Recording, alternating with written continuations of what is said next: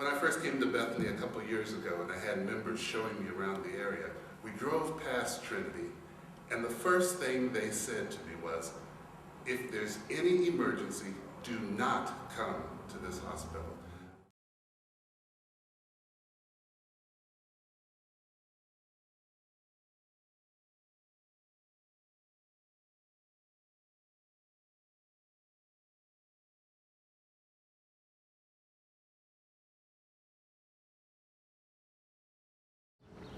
This is Trinity Hospital, Advocate's presence on the south side.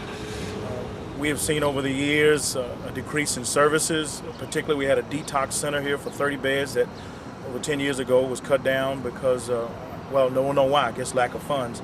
But that was one of the primary sources where we had persons who were dealing with addictions and problems. We bring them over to Trinity, but basically that service has been cut off. And most of our members from particularly Lutheran churches on the south side have some relationship with Trinity and have seen, again, a lack. I just had two incidents in the last 6 months. One of the secretary in the church has MS, checked into the hospital, had to wait in the emergency room a long period of time, which is not unusual for most hospitals these days. But when she was able to get a room, got a room with no bathroom. It was in the hospital room for 2 days before she got a room with a bathroom.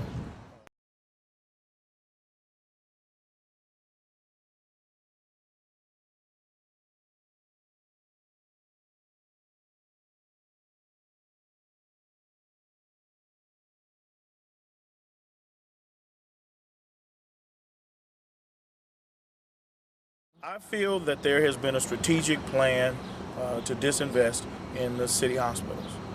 Whether it's consciously or unconsciously, that's the evidence that is before us. There's been a decline in the type of investments in our hospitals, and it's not by accident. And when the issue is raised, whether it's Bethany Hospital or whether what I believe will eventually happen to Trinity Hospital, there is an effort to really pull out. And they won't say that out publicly, but I believe that's a lot of what's going on.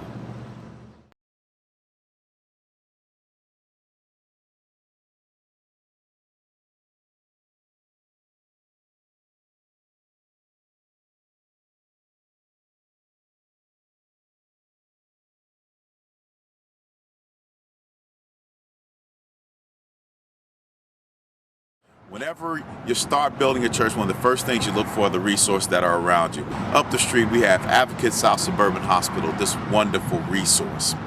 Well, the job, the mission of building an African-American Lutheran church in any community is a little suspect when your community is 99% African-American. Why? Because most people think of Lutheran as a white church. However, that job is made much more difficult when that hospital that you're connected to, that you're considered partnered with, also treats the African-American community and the community of color as if it is second-class citizens and a disenfranchised part of the population that they are sent to serve. We're both in mission out here, and we should both be doing our best to serve the community. I want to refer people to Advocate South Suburban. My congregation is about 99.9% African American, and so is the population, the patient population of this hospital. Imagine how disconcerting it was to find out that, well, that this hospital was not being invested in at the same level as the other Advocate System hospitals. In fact, we were almost terrified just a year or so ago when Advocate looked to appear to be planning to relocate their services to Tinley Park. They were looking to build a new hospital in Tinley Park and already in a community that should be pretty well served by South Suburban. We were asking that they would make an investment here. That didn't happen, but as we understand it, they are now going to be building a new hospital in Lake County. In addition to that, this hospital has received the barest and minimal kinds of capital investments, while over $250 million in capital investments have been put into Lutheran General. I believe that there has been, in the change of the regime from Richard Risk to Jim Scottsburg, there has been a movement from compassion and understanding for the needs and concerns of the people to a corporate mentality which looks at dollars and cents and profits.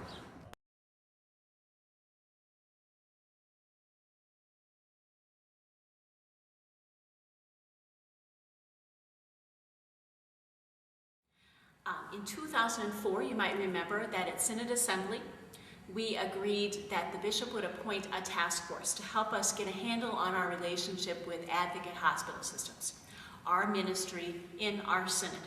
And I was a member of that task force. Our mandate as a task force was to come up with a covenant agreement that we would negotiate with Advocate that would help to lay out our relationship and to govern it. Well, you can see that covenant agreement on the Synod's website, and that might lead you to believe that there is a covenant agreement in place between Advocate and our Synod. But in fact, there is no agreement between our Synod and Advocate in place right now. Advocate wouldn't agree to the things that we lay out in our covenant agreement, and they would not meet with us directly to negotiate these things.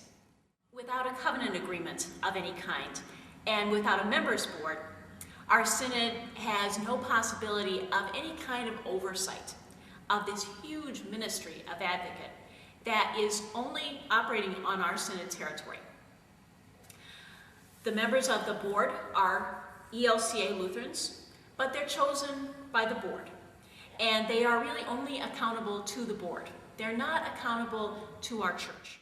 Our point is that if you're going to have the cross on the door, then you need to take seriously what our response as a church is to the needs of people.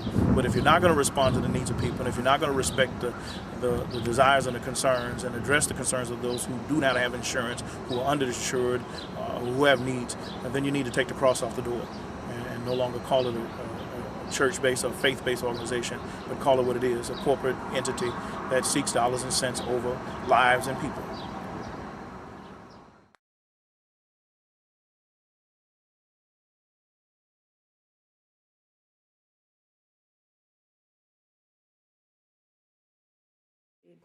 When Advocate acts like a corporation, they do that in our name.